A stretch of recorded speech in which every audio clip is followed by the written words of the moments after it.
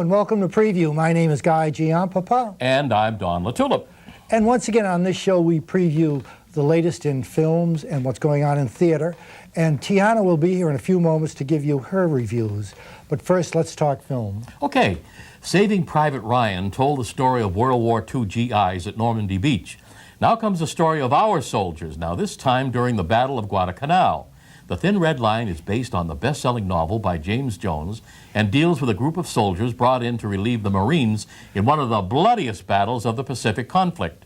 A sterling cast headed by Sean Penn, Ben Chaplin, George Clooney, and Nick Nolte helped make The Thin Red Line an outstanding motion picture. Here's a preview. And there ain't no world but this one.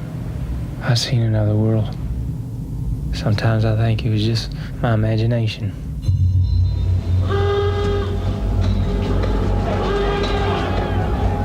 If I go first, I'll wait for you there, on the other side of the dark waters. Why should I be afraid to die? I belong to you. We're going straight up that hill there. How many men do you think it's worth? How many lives? There's nowhere we can hide, except in each other.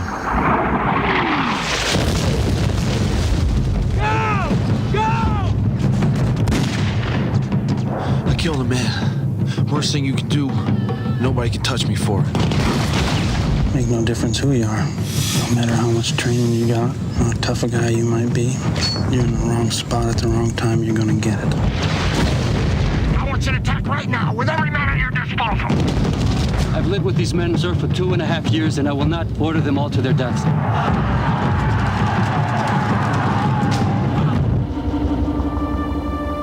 Maybe all men got one big soul everybody's a part of. All faces of the same man. What's your name?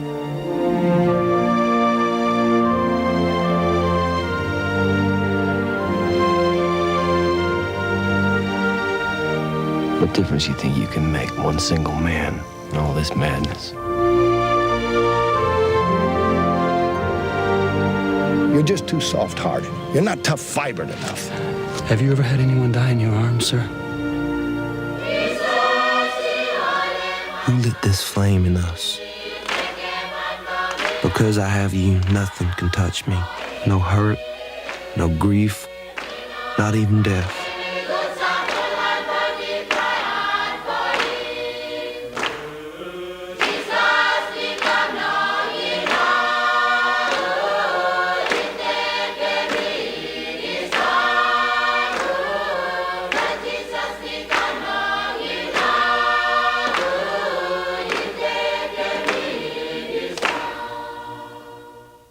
The Thin Red Line is now playing in theaters everywhere. Well, that sounds like a great film. It does. Yeah, it's giving Saving Private Ryan a lot of competition, Sean isn't it? Penn says he's not going to make any more acting roles. Well, We'll see. We'll see. Well, back in 1982, Blake Edwards directed a film that starred his wife, Julie Andrews. It was called Victor Victoria, and it told the story of an unsuccessful actress who portrayed a man portraying a woman in 1934 Paris. Careful. As complicated as it appeared, it made for some hilarious situations. In 1995, Edwards succeeded in bringing Victor Victoria to Broadway with Julie Andrews. Well, now Victor Victoria has made its way to Boston, featuring Toni Tennille in the title role. Do but better and with style would be just my cup of tea. They would all be furious. I would simply smile. As a man, I would not need to feel like an also-ran. Though I know I never can ever be a man. Oh, the life that I would plan if I were a man. And I am pleased to say that this is a wonderful musical, a wonderful spoof, and a wonderful role for Miss Tennille. I was not aware that she was such an accomplished actress until I spoke to her prior to the opening of the show. Most of us know her as a songstress who worked with Darryl Dragon, her husband, and the other part of the duo known as the Captain and Tennille. Miss Tennille began her career studying classical piano and singing with the Auburn University Band. She then moved to LA, where she worked as a statistical analyst on the F-111 flight program. Shortly after, she joined the prestigious South Coast Repertory Company, where she appeared in several plays, furthering her acting career. In just a moment, she will tell us more about her life. There are some wonderful moments in this production of Victor Victoria. Jamie Ross as Toddy, Dennis Cole as King Marchand. My life has been one sweet perpetual flame. I've played so many games, fanned the flames with loads of dames, and I've landed the blame for each dame who claims I tricked her. Dana Lynn Morrow as Norma Cassidy in one of the funniest roles as the ditzy bleached blonde, and some of the best dancing I've seen on the stage in some time. All in all, Victor Victoria is a fun night in the theater with some very funny moments. And by the way, call me old-fashioned. I like to hear an overture to a musical, and I like the magic of a curtain going up. This show has all those ingredients. I like that. You know, Don, maybe I'm crazy, but I'm one of the few critics that like this show. Well, you could put up the curtain, have Toni Tennille sitting in the middle of that stage, and I don't care about any show. That woman opens her mouth, and she's beautiful. I agree. And that's a show in itself. I agree. But that show is fine. It really and truly is. Dancing at Lunasa is a film adaptation of the Tony Award-winning stage play by Brian Friel. The movie features the Mundy family, 5 unmarried sisters, 1 illegitimate child, and a confused priest brother. The family lives in a hand-to-mouth existence in the countryside of Donegal, Ireland in 1936. The movie presents a slice of that life, expressing the loneliness, despair, and the spirit of the Irish people. We're offered an uncharged look at the shame of an unwed mother, threat of destitution, and the fear of losing a simple family member in the woods. Things happen in this film, but without focus or vitality, and what does happen ranges from the predictable, as a local priest and busybody neighbor make judgmental comments, to the illogical, like the ending. Even when Christina's wandering lover rides into town, the action fizzles into a toned-down love affair and a diluted father-son relationship. I wanted to see the passion beneath it all unearthed in some dramatic tension. Essentially, we are told what they feel, but aren't shown the characters in much action. The Ensemble Cast held such promise, too. Memorable performances come from the brother, Father Jack, played by Michael Gambon, and Meryl Streep with her new Irish accent playing Kate, the eldest sister. Catherine McCormick from Land Girls and Braveheart and Kathy Burke from Absolutely Fabulous are wasted here. The best character in the film was Father Jack, who returns in disgrace from a 25-year stint as a priest in a leper colony in Africa and provides a view of the outside world as colorful and lively, in contrast to their bleak, intolerant Irish town.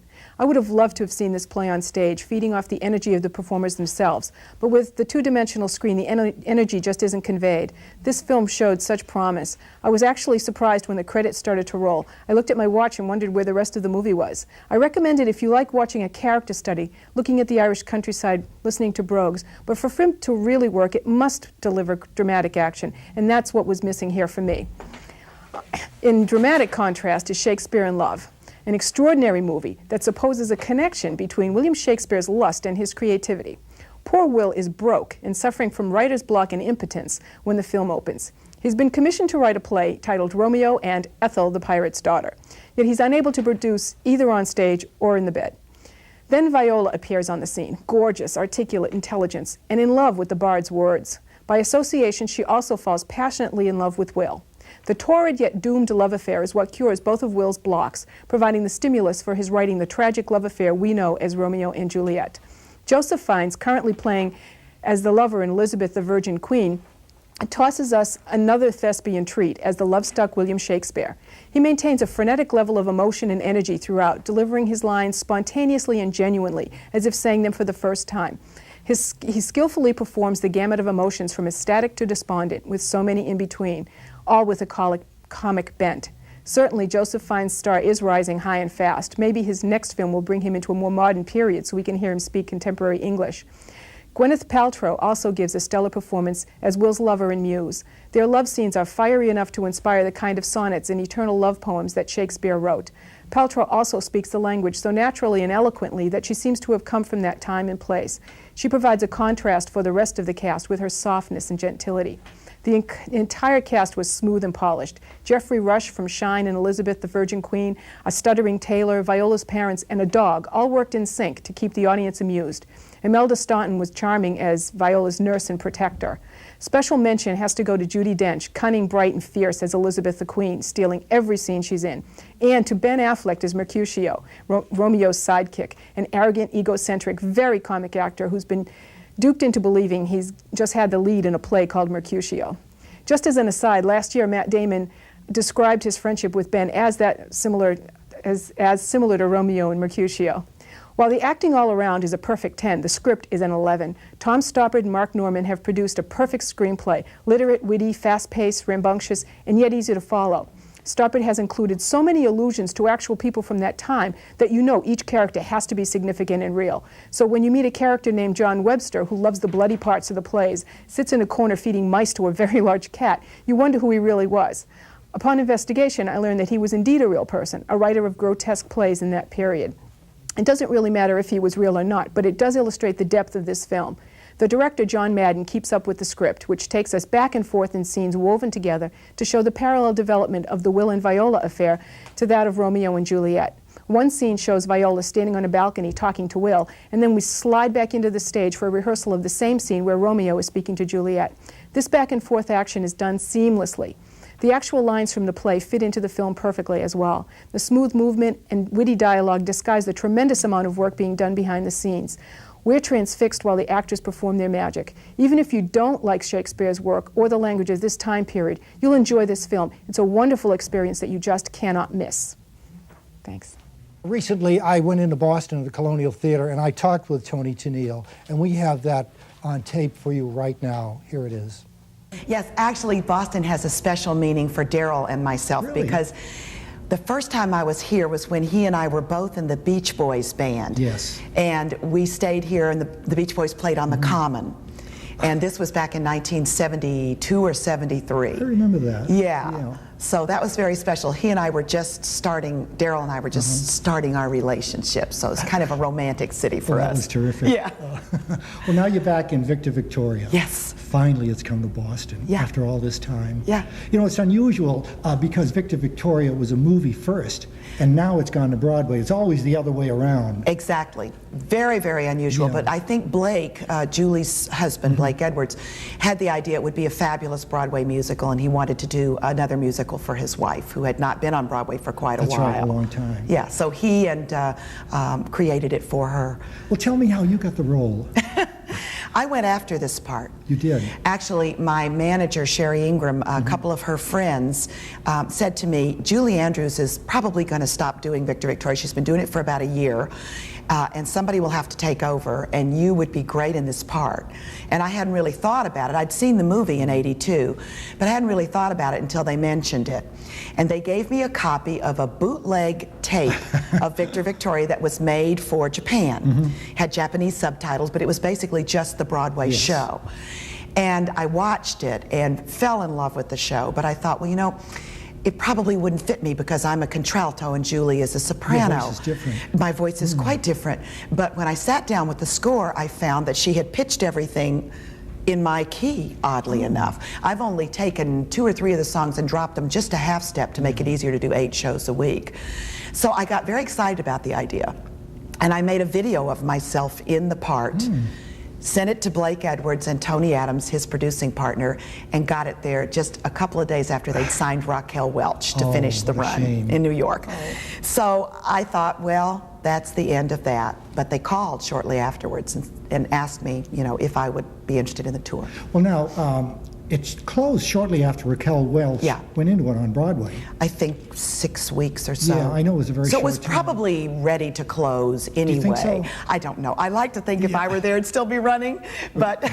You know, I was going to say, if you were in it on Broadway, it'd still be running. But you don't know. I mean, you really don't know. It may have run its course. Who knows? But at least I now have my opportunity to do it. Well, you must have been thrilled when he called you. I was. I had mixed emotions because I really wanted to do this part. And yet, I wasn't that thrilled with traveling this much. You know, I'm a home person. And when Daryl and I travel, or when I do symphonies, I go out and I come home. this would be go out. There would be no home.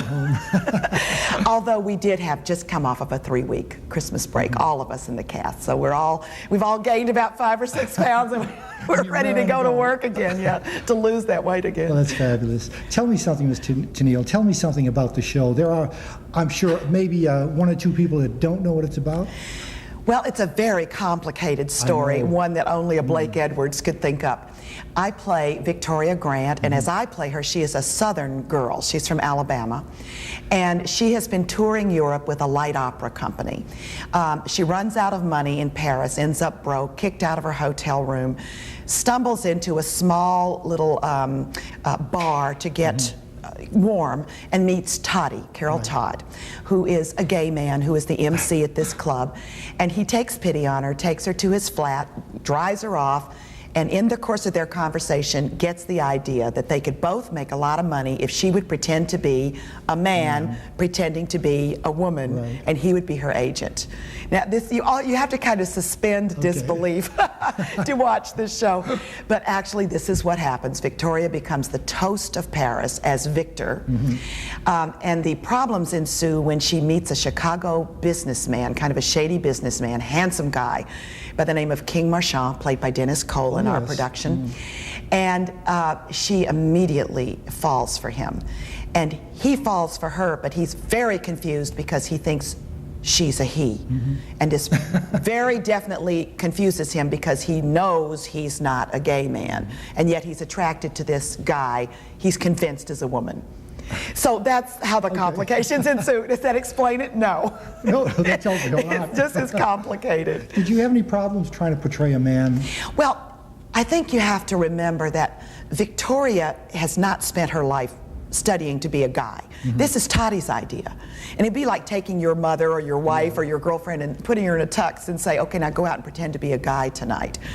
I think Victoria is very, very nervous about it when she starts, and she's only doing it as some kind of she's guessing how a man might be. And then she starts watching men, how they sit, how they stand, how they gesture, how they walk, and begins to incorporate that into her characterization. Now, I'm sure the director had a lot to do with it. Oh, yes. You know, direct you in the proper way. But you yourself, were you uneasy about doing it like that? No, not at all. Not at all? Oh no, it's a lot of fun. And I found that when I got the tuxedo on, there's one scene that I particularly love where I'm in full tails and I go into a nightclub with Toddy, King Marchand, his bodyguard, and Andre Cassell. So it's 5 guys walking into the club. And it's kind of a neat feeling because as I walk in there and I'm in my tux just like the guys, I sort of feel like I'm one of the guys for that few minutes. And also, Victoria was kind of she was kind of an early feminist because this takes place in 1934. And she has seen how men get all the best deals. And this is one of the reasons why she's real interested in trying this, because she feels like she might, as she tells King later on, I feel emancipated for the first time in my life when I'm dressed as a man, when I am a guy, because I can do whatever I want to do. Men are not restricted as women were during that period. But did you say this took place in Europe? It takes place in Paris in 1934. Okay. But the Moors at that time were much more lenient than they were in the United States in that period. Yes. So that in real life that would have been much more acceptable over there. Absolutely, definitely not in Alabama. She couldn't get away with it in Alabama, but Paris. Paris, Paris is another story. Tell me, you're from Alabama, aren't yes. you? Okay, you were born and raised there? Born and raised in Montgomery, Alabama, and I went to Auburn University in Alabama as my father did before me, and then moved to California in the early 60s. And then your dad hooked up with Bob Crosby. Right. And he was a singer? Yes, he was. My father was a singer with Bob Crosby's band when he was a young man. And he actually, the Ben Pollack band before that, which was also a very famous big band. You know of it. And I think Daddy would have loved to have stayed in show business, but when his father passed away at a very young age, my grandfather, he had to leave show business and take over the family furniture store. So he was particularly thrilled when I had my success in show business. So you took your talent from your dad. And my mom, too. And your mom? Oh, my really? mother was a television pioneer, actually. I didn't know that. Well, tell me about that. Well, in Montgomery, Alabama, on WSFA TV, my mother had one of the first talk shows ever. She was on 5 days a week, half hour a day, in a show called The Guest Room. And it was her show. Everything was live, all the commercials, everything. That wasn't the days of cue cards, and my mom had to memorize everything, but it was very funny because my mom was a very famous malaprop, and you never knew what was going to come out of her mouth. But for all those years that she did this show, my sisters and I would watch her and get some tips, so I got some early tips. Now, was that in the early 50s? Mom, let's see, it was in the late 50s. The late 50s, okay. Because I was in television in those days. Oh, were you? I consider myself a television pioneer going in 1951. There you go. So I'm older than you think. Right. So am I. You look terrific. But was that really the start of your career when you saw your mother and you were around the atmosphere of a television studio? Well, it kind of was. You know, I did theater always from the time I was a kid. You know, I was always doing a play every year, and I always played the mother or the best friend because I was always so tall. I could never be the love interest. And then when I was at Auburn University, I sang with the big band there as my father did before me to help pay my way through school.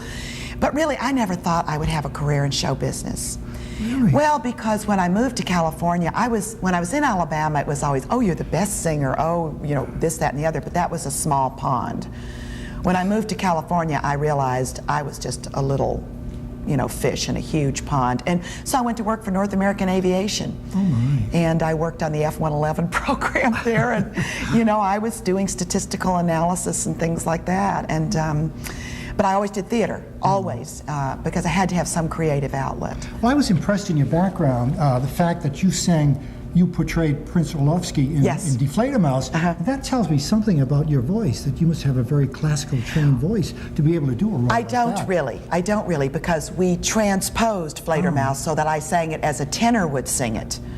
In other words, I sing in the tenor range. Yes. So anything that's written for a tenor, I can pretty much do.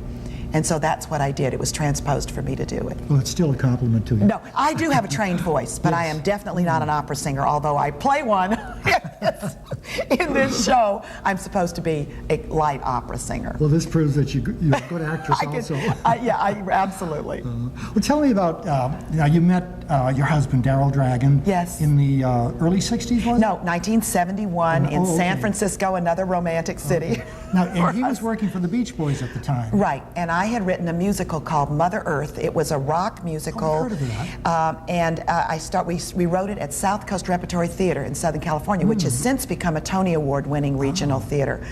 And we were doing it up at San Francisco under the auspices of the American Conservatory Theater there. And we needed a new keyboard player. And Darryl was recommended to me as being very good, and he was between Beach Boy tours. And he never takes a job unless he likes what he hears. Since he had gotten a tape of the music I wrote and me singing, right, sweetie? He's over there. And he liked it, so he flew up to audition for me, and I hired him. And so he worked for me, and then when Mother Earth closed, he hired me to work with the Beach Boys, and then we ended up in Boston on our first tour. That's how we got on our first tour. And you were the one and only beach girl in the United States. Never been another one, and I don't know what that means. They've never hired another woman, but at least I did it for a year. Oh, I think that's terrific. Yeah, it was a lot of fun. I learned a lot being out with them. Did I you really, really did. Yeah. It was very helpful for me when Darryl and I had our success to have gone out on tour with them. Well, and you and Darryl have been together for well over 25 years. Right. We met in 71, and we moved in together in 72 and got married in 75. And you're still married. And we're still married. Now that's wonderful. Yeah, he's here in Boston because some of the kids in the cast came up to me about 6 weeks ago and said, you know, on New Year's Eve, we always do Auld Lang Syne with the audience after curtain call. And they said, do you think Darryl would come so we could do Love Will Keep Us Together instead? And so I called him and he said yes, he would. So after our New Year's Eve performance, the cast, the crew, and the audience will all do Love Will Keep Us Together. Oh, I think that's terrific. It's neat, and that's why he's here. He's a good man. He's a good guy. He really, truly is. Yeah, he is. And he likes Boston, so that's why he's here. Well, tell me, Miss Tennille, what are your plans after Victor Victoria? Right after, I'm doing nothing for 2 months. I am going to stay home in my beautiful home in northern Nevada. I'm going to hike in the hills. I'm going to play golf. I'm going to see my friends. I'm going to cook. And I'm just going to enjoy myself. And then, of course, we'll go back. We're going to do Captain and Tennille in the year 2000 because that's the 25th anniversary of our first hit. And our 25th wedding anniversary. So we're going to go out and do a tour for Captain and Tennille. I've already started booking symphonies for the year 1999 and 2000. So I'll go back to doing my symphony concerts, and hopefully some play might come up that I might do. I'm sure it will. Yeah, we're hoping that might happen. So we're just going to sort of take it as it comes and see what happens. Well, let me ask you one last thing Sure. before we leave. You're involved in the state of Nevada. Are you on is it the Cultural and Arts Council? Governor Miller, who is now he's finished his second term, but he appointed me ambassador for the arts for the state of Nevada.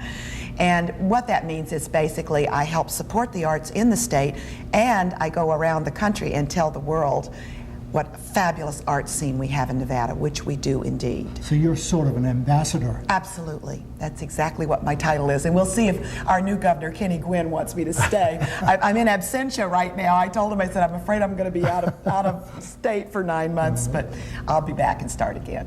And you strike me as a woman who enjoys doing everything. I do. You really do. I do. I'm very, very lucky. Well, that sparkle is in your eye, and I think it's going to stay there for the entire run of Victor Victoria. Definitely. And I wish you all the success in the world, both you and your husband. Thank you, Guy. Thank you for talking with us. You bet. You know, she is so perky. I know. Wonderful, wonderful woman. Cute, too. Yeah, very, very pretty. I spoke with Captain Darrell Dragon, her husband, after the interview, and we were talking about the time that the Captain and Tennille appeared on ABC television. They were going to be, I guess, was CBS's answer to Sonny and Cher. But the captain said they wanted them to say a lot of ridiculous things, make corny jokes, and he said that was not our style. No, not at all. So apparently their show lasted about 1 year. Well, I guess it's love that keeps the Captain and Tennille together. We are looking forward to their 25th wedding anniversary and their concert during the millennium. Remember to see Victor Victoria before it leaves Boston. Thanks for watching Preview. My name is Guy Giampapa. And I'm Don LaTulip. See you next time. Bye. Bye-bye. Night. Thank you so much. You're welcome. You're a good interviewer. Well, thank you very much. You really are. I mean, you're just never at a loss for anything. Because I had a talk show, so I found I really had to do my homework every night. You really do, yeah. I spent every night when I wasn't taping reading reams and reams of things, and I would set up questions that I was interested in, and then the producers would say their questions, and we kind of organized what order I would do them in. But if the conversation went in another direction, that's where we went. But you have such a pleasing personality. You really carried it for me. You made it easy for me. You really did. Well, see, I've been on your side, so I know. I've had the ones where you ask them a question and they answer with one word. Oh, I've had a couple of those, and they're nightmares. The ones where you had to answer the question for them? Yeah. Oh. Stand there with your mouth. Get him and he's not sure if he's Louis or Louise. No wonder male first, also female, accepting female. Wonder can she be male? They all pursue her and woo her and misconstrue her. Victor,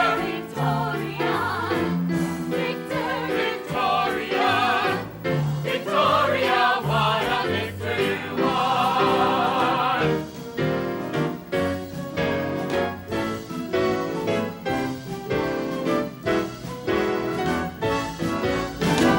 And that's why young men and old men turn into bold men to hold my hand.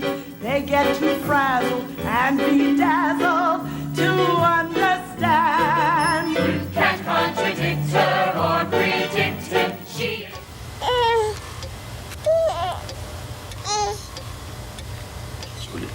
George watched the Goslings swim. And they swam, and they swam. From birth to age 3 are the most important years in a child's brain development. The time that defines who they become. They saw a little baby